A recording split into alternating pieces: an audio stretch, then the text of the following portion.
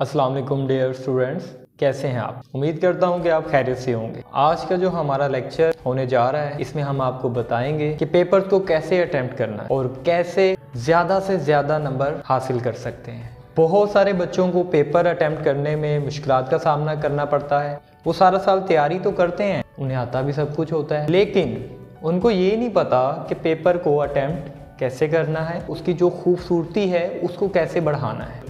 एक अच्छा और खूबसूरत और प्रॉपर अटेम्प्ट किया हुआ पेपर एग्जामिनर के मूड को भी खुशगवार बना देता है। जब एग्जामिनर का मूड खुशगवार होगा तो आप जानते हैं कि आपको अच्छे नंबर मिलेंगे।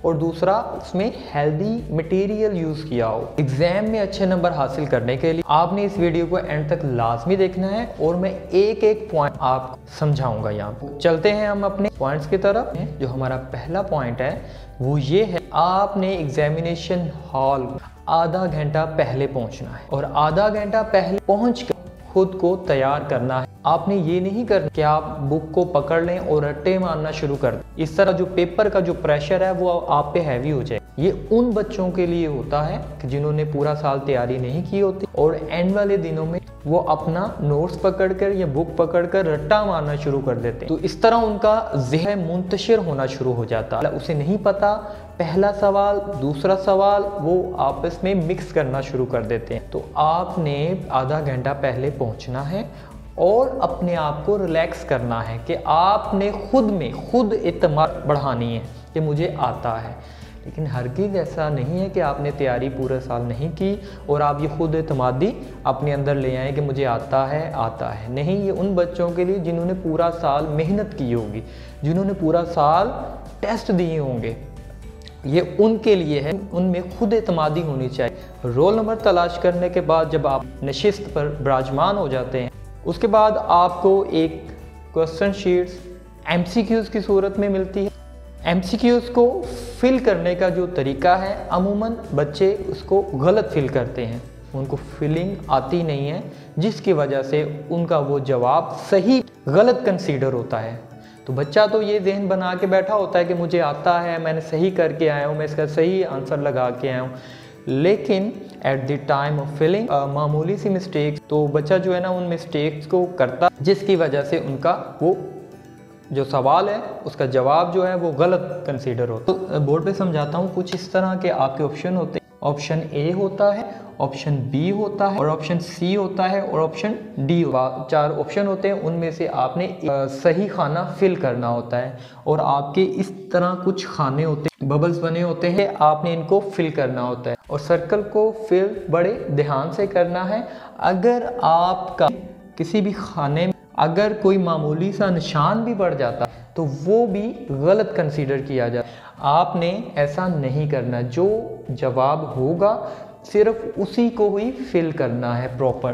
तो ये जब आप ऐसा करोगे तो ये आपका जवाब गलत समझा जाएगा। अगर आप कुछ ऐसा खाना फिल किया है तो ये भी गलत तस्वर किया जाए। पर आपने ये देखना है कि जो आपका सर्कल बने हुए वो सर्कल अंदर होना चाहिए, बाहर नहीं जाना चाहिए और प्रॉपर फिल होना, प्रॉपर जैसे ये मैंने फिल किया है, ठीक है, प्रॉपर और नीटनेस होनी चाहिए। और एक बात का आपने यहाँ पे ख़ास तौर पर ध्यान रखना है कि ये जो आप फिल कर रहे हैं ये आपने इंक पेन से फिल नहीं करना। उसकी वजह ये है वो जो बबल्स जो आपको मिली, पेपर जो है वो बड़ा हो सकता है हल्का हो, उससे जो है फट जाने का अंदेशा होता है। आप ये एक ब्लू कलर का बॉल पेन लेना है और अब ब्लू कलर के बॉल पेन से इन सर्कल्स फिल करना है। बारी आती है सब्जेक्टिव टाइप की। क्वेश्चन पेपर जब आपको मिल जाता है उसके बाद आपने क्या करना है, क्वेश्चन पेपर को आपने आराम से सुकून, आपके लिए लाजम है कि उस क्वेश्चन पेपर को आपने 2 दफ़ा ज़रूर रीड आउट करना है। तो जवाबी कापी के सवालात के जवाबात तहरीर करने हैं और जितनी उसकी अच्छी प्रेजेंटेशन होगी उतने ही आपको अच्छे मार्क्स नंबर। क्वेश्चन नंबर याद रखिएगा, बच्चे यहाँ पे एक बहुत गलती करते हैं। क्वेश्चन पेपर पे जो उसका क्वेश्चन का नंबर है वो नहीं लिखते, बल्कि अपने से अपनी काउंटिंग शुरू कर। पर मिसाल के तौर है कि क्वेश्चन पेपर सवाल नंबर 2 है और उसका आप तीसरा जुज़वा, तो उसमें आपने अपना नंबर नहीं देना, बल्कि जो क्वेश्चन पेपर पे नंबर है वही आपने नंबर वहाँ पे देना है, चाहे आपका वो पहला सवाल है। ये मेजर मिस्टेक है, ये आपने मिस्टेक नहीं। एक प्रॉपर हेडिंग्स का आपने इस्तेमाल कर, नेसेसरी हेडिंग्स का इस्तेमाल करना है, अननेसेसरी हेडिंग्स को आपने नहीं लिखना, ठीक है। ये ना हो कि पेपर पे हेडिंग्स ही हो जाएं तो वो जो है ना अजीब। बाद आपने प्रॉपर हेडिंग्स लेनी है और प्रॉपर हेडिंग्स में आपने ज्वाइन राइटिंग नहीं करनी, बल्कि लिखने हैं स्पेलिंग लिखने। बेटा जैसा कि क्वेश्चन आ जा है कि डिफाइन ग्लोबल, आपको या व्हाट इज़ ग्लोबल वार्मिंग, तो पूरा लिखने की ज़रूरत नहीं है, सिर्फ आप उसकी हेडिंग और उसका आंसर। ग्लोबल वार्मिंग, जैसे कि ये हेडिंग दी है, आपको नज़र आ रहा है, आपने ये पेज के सेंटर में दरमियान में ये आपने हेडिंग, आपने यहाँ इसको अंडरलाइन कर, और इसको आपने जो अंडरलाइन करने के लिए मार्कर का इस्तेमाल करना है, नीले रंग के मार्कर का आपने इस्तेमाल करना है, ब्लैक कलर का इस्तेमाल नहीं करना, और ना लेड पेंसिल का इस्तेमाल करना है, दोनों ही अलाउ नहीं है, ठीक है। तो आपने इसी तरह इसको अंडरलाइन करना है, और ऊपर जो है आप इसको इन्वर्टेड कॉमास में जो है ना ये के बाद जब आपने इसका आंसर देना है वो टू द पॉइंट देना है। ये नहीं है कि कोई और ही कहानी जो है ना आप इसके साथ जोड़ दो, ये भी होता है ये भी होता है, नहीं, टू द पॉइंट जो पूछा गया है वही आपने बताना है, ना कम बताना है ना ज़्यादा। ये पूरी लाइंस हैं, इसी तरह का कुछ पेपर पे लाइंस ड्रॉ होती हैं, तो आपने इन लाइंस का प्रॉपर इस्तेमाल मार्कर के साथ एक ड्रॉ करनी है, फिर उसके जो अंदर का हिस्सा है, जो उसके अंदर का हिस्सा है उसको प्रॉपर यूज़ करना है। ये नहीं है कि आप दरमियान से लिख लें और यहाँ तक आप छोड़ दें, ऐसा नहीं है, आपने इसका प्रॉपर इस्तेमाल करना है। ये पूरी लाइंस को आपने यूटिलाइज करना है, आपने कोई स्पेस नहीं छोड़नी, कोई खाली जगह नहीं छोड़नी, पूरे पेज को अच्छी तरह फिल कर तरह।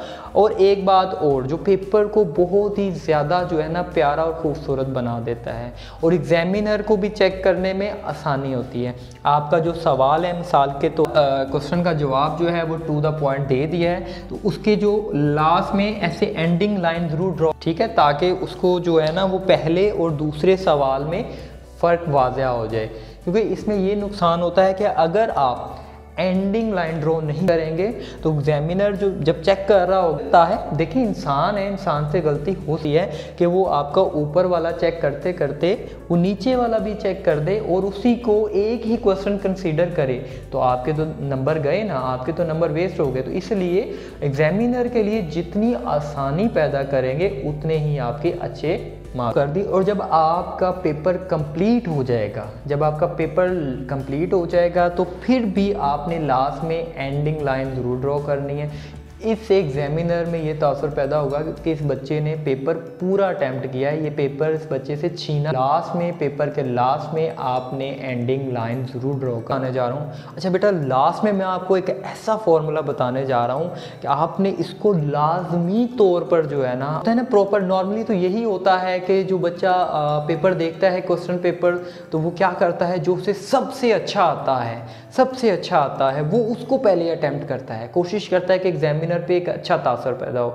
लेकिन इंसानी नफ्सियात हैं, उसे पता है, एग्जामिनर को पता है कि इस बच्चे ने पहला वही सवाल किया है कि जो इसे बहुत अच्छा आता है। तो आपने वो जो पहला सवाल है वो आपने वो नहीं करना जो आपको बहुत अच्छा, उसको वो करना है जो आपको नॉर्मल, ठीक है। क्योंकि एग्जामिनर जो है उसकी नफ्सियात में ये शामिल है, उसको पता है कि बच्चे ने वो सवाल किया जो बहुत उसे। अब सवाल यहाँ पे ये पैदा होता है कि वो जो सबसे अच्छा आपको सवाल आता है उसे कब अटेम्प्ट करना है। तो बेटा उसको आपने दूसरे नंबर पे रखा आता है, ताकि एग्जामिनर जब आपका दूसरा सवाल चेक करेगा तो उस पर एक बहुत ही अच्छा तासर, उसे लगेगा कि ये बच्चा बहुत अच्छा पढ़ने वाला है, ठीक है। तो उसके बाद आपने जो तीसरा सवाल अटेम्प्ट, अच्छा तीसरे नंबर पे बेटा आपने वो सवाल अटेम्प्ट करना है जो आपको आता है, बस ठीक है, नॉर्मल है।